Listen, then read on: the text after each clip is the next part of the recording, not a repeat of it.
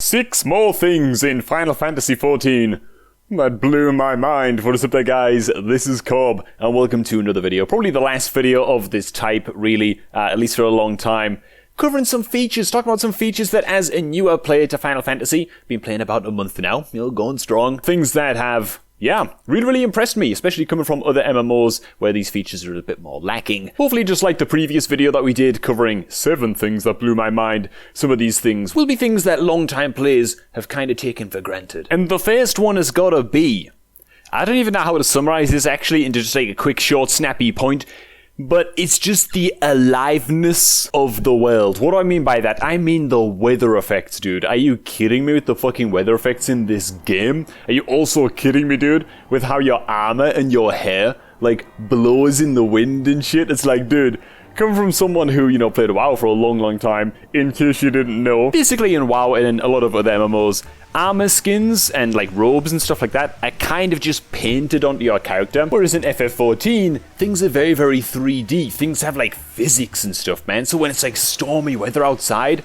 like your robes are blowing and like billowing in the wind and your hair's moving in the wind, and when it's raining and thunder and lightning and stuff, your character actually gets wet as well, which is another thing. If you like jump into water then get out real quick and you actually notice that your armor is like kind of shiny and kind of like the colors are kind of darker because the fabrics of your robes are wet, dude. And it's like such a small thing, but it goes a long way to making the world feel alive. One other thing you guys pointed out as well, which is something I sort of noticed on the periphery, but I didn't really think too much of it. The day and night cycles go by kind of so fast, so that it feels like you can go to the same zone like 5, 6, 7, 8 times. You get to see that zone in sunset, in sunrise, midnight, Things just feel fresh and alive. That's the only way I can put it, man. But mostly, it's the physics on the robes and stuff like that that I really like, man. How things swish around. Did it blow my mind? Well, a little bit, okay? Okay, alright, man, look, fine. The title's a little bit of clickbait, okay? But this is YouTube, goddammit. And it's the way that it's gotta be. Next up, the goddamn Hildibrand questions. Now, this is the last time we're gonna talk about these for a little while, because I've rattled on about these a little bit. But Jesus, man, these quests literally did blow my mind, actually.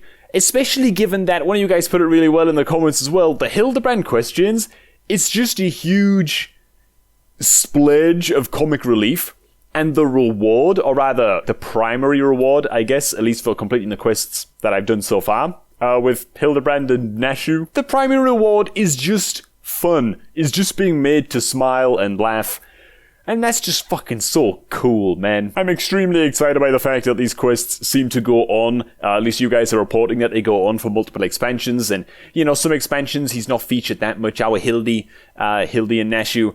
But it's awesome, man. I'm looking forward to see more of these guys. I haven't even finished the current question that I'm on just now in A Realm Reborn either. So it's just awesome. It's the gift that keeps on giving. The next thing I want to touch on is, again, it kind of ties into the whole the world feeling alive kind of thing, and this one is actually to do with the NPCs, the scions, you know what I'm saying? And I'm thinking that this is going to be a thing that continues on as expansions roll out. I hope that they continue doing this, but so far, or at least just somewhat recently, I've realized that the dialogue for like Thancred and Y'shtola and Ida and Papalimo and all those guys, it just evolves over time. Like every time you've turned in a new quest, you go talk to everybody, and they've got like their own little things going on and their own little stories going on and stuff. And if you talk to them every time, it's like you're kind of keeping up with the local gossip, And I just didn't realize how much the dialogue actually evolves, man.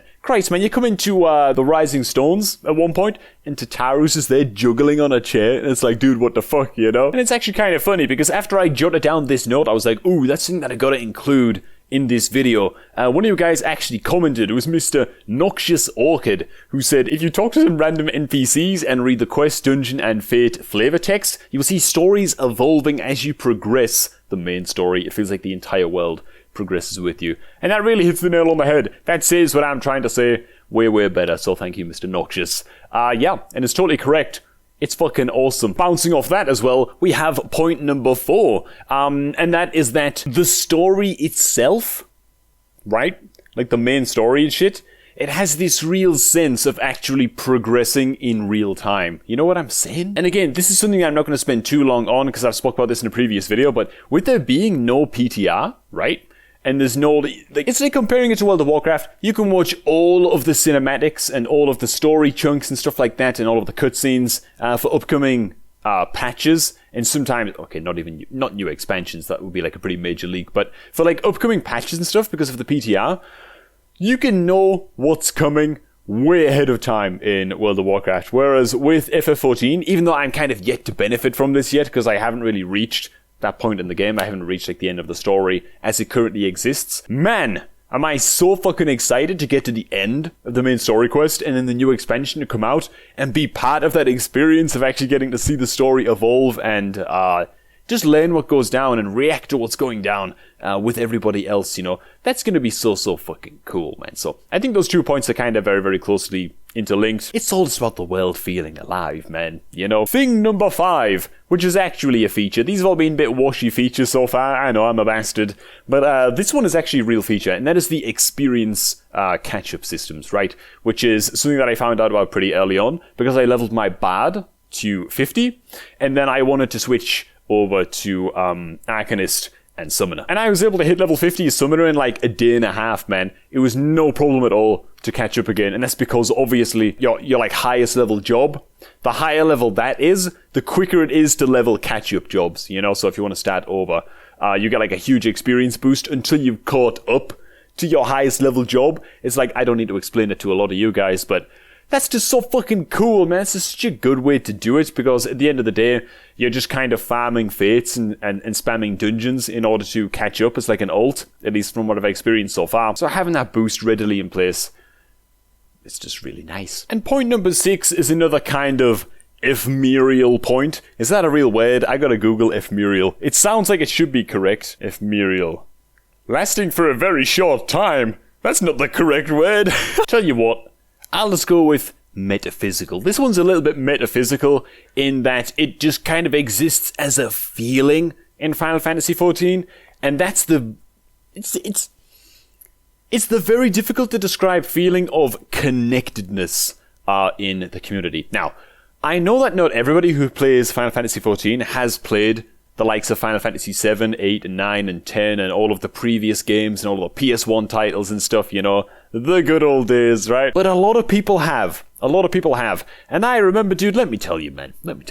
When I was like 9, 10 years old, right? There was a kid over the street, he was called Andrew. He was like my best buddy growing up, you know, and all the kids on the street. There must have been like 15 kids, man, on that goddamn street, all within like 4, 5, 6 years of each other.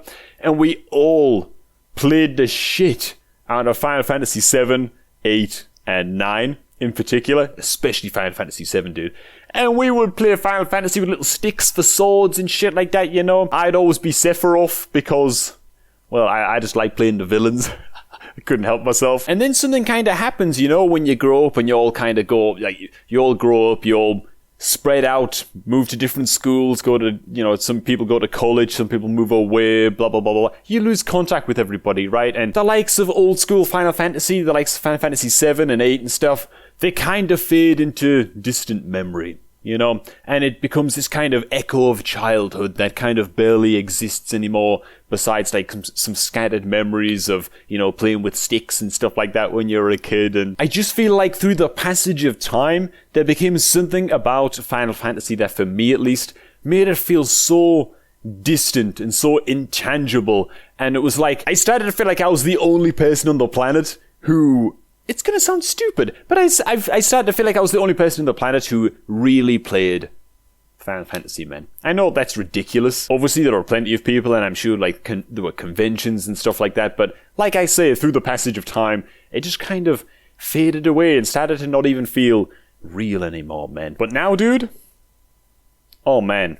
Now it feels like whenever you play Final Fantasy XIV and you're walking through Limsa or Gridania or whatever, it kind of just feels like a giant Final Fantasy convention.